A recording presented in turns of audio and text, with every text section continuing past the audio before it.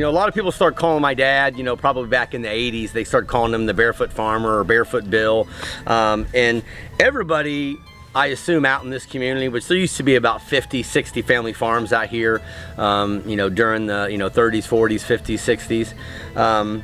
And so I think in those days, everybody probably farmed barefoot just because, you know, people didn't wear shoes as much. My uncle didn't wear shoes till he was a senior in high school. My dad didn't wear shoes till he was in 8th grade to school.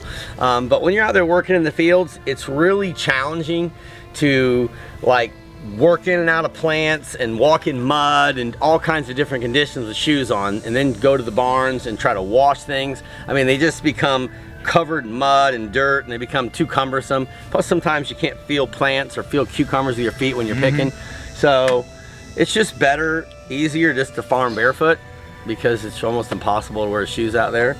And so, you know, my dad showed up at the farmer's market with those shoes on, and people started calling them Barefoot Farmer. So we just, you know, it's part of our, you know, sometimes we have a logo that just says Barefoot Farmer, but Barefoot Farmer is, you know, a big part of what we do. I mean, yeah, so farm to table event, all our greens are coming in right now, like our greens and our radishes. So we're gonna supply some greens, some radishes. We should have some early broccoli, some early lettuces.